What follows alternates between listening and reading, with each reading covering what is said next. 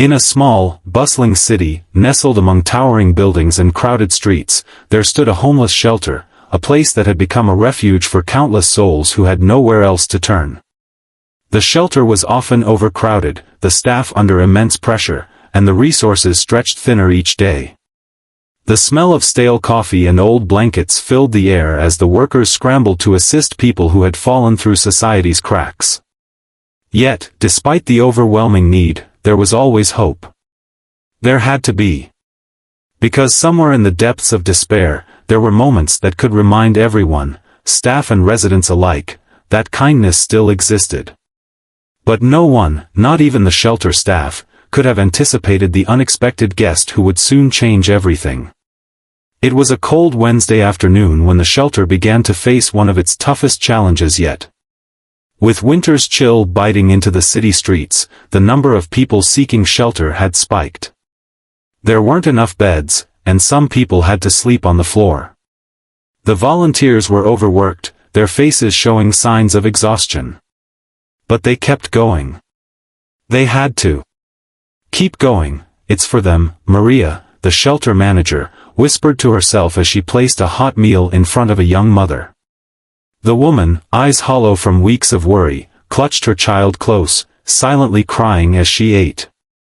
The team had been working non-stop, but they couldn't shake the feeling that the shelter was starting to buckle under the weight of its mission. They needed help, but it wasn't the kind of help they could advertise for. It was a kind of help that came with sincerity, humility, and a deep understanding of the pain these people were going through.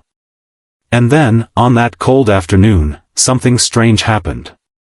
A young man walked in, quietly, without fanfare or attention.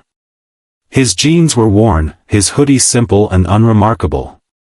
He looked like just another volunteer, someone who'd heard about the shelter's work and wanted to lend a hand. But there was something about his presence, a calmness in his eyes, that caught the attention of the staff. "Hello," he said softly to Maria, who was in the midst of sorting donations. "I'd like to help out." Maria, used to seeing all kinds of people come and go, nodded and gestured for him to follow her. "We'll put you to work. There's a lot to do." As he moved through the shelter, Barron Trump blended in. No one recognized him. He spoke to the residents with genuine curiosity, offering a warm smile and comforting words. He didn't carry an air of superiority or entitlement, he carried something much rarer, empathy. Throughout the day, Barron worked alongside the shelter staff, never once asking for recognition or special treatment. He cleaned up tables, served food, and spoke to the residents. But it wasn't just the work that made him stand out, it was the way he connected with the people around him. One of the most poignant moments came when Barron sat down next to an elderly woman who had lost her family years ago.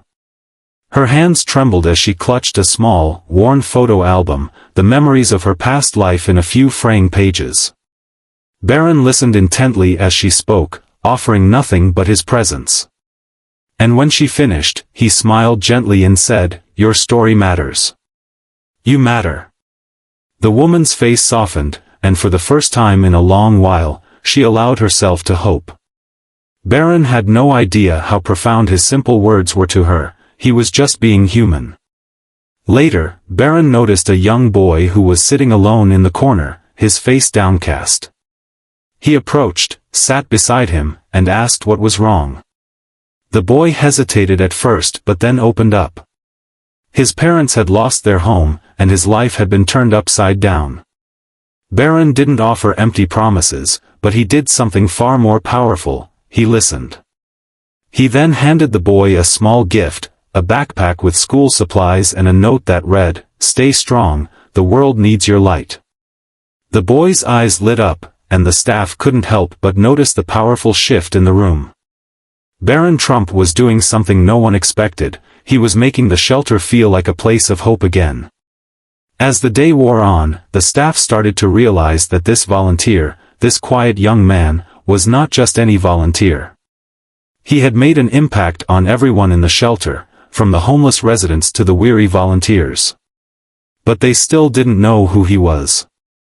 It wasn't until Maria overheard a conversation between Barron and a longtime resident that she realized who he was.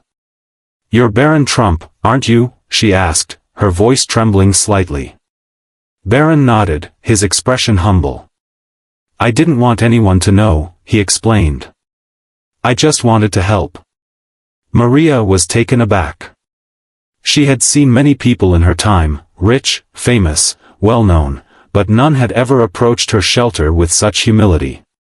Barron was here, not as a figurehead or for publicity, but because he cared. And in that moment, Maria understood something deeper. The name Trump carried with it all kinds of associations, but Barron's actions spoke louder than any title or reputation ever could.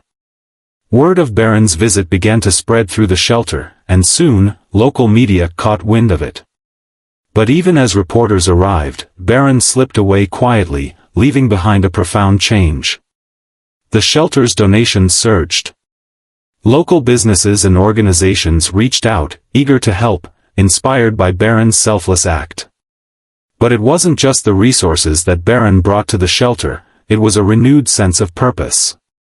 His visit had reminded everyone that no matter how big or small, every act of kindness matters. The ripple effect spread far beyond that day, as more people found themselves inspired to volunteer, donate, and support the cause. In the days that followed, Maria could see a shift in the community. More people started showing up to help. Businesses donated goods, volunteers came from all over, and the shelter began to feel more like a home, a sanctuary, a place of hope and compassion. It wasn't just about survival anymore. It was about thriving.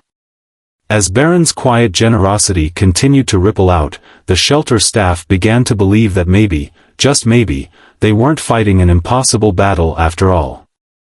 Every act of kindness, no matter how small, was a building block to something greater. And that night, Maria sat in her office, a quiet smile on her face, thinking back to the young man who had come in with no fanfare, just a simple desire to make a difference. She knew then that this would be the turning point for the shelter. The moment they realized that, despite the overwhelming odds, they weren't alone. In the end, Barron Trump's visit wasn't about making headlines. It wasn't about doing something for recognition. It was about the quiet power of kindness, the kind of kindness that doesn't ask for anything in return, but simply gives. And in the world today, that's the kind of change we need the most. As the shelter's doors closed that evening, Maria couldn't help but smile. She had seen many faces come and go, but none had ever left such a lasting impact. Barron Trump had shown her that true greatness is measured not by wealth or fame, but by the way we treat others when no one's watching.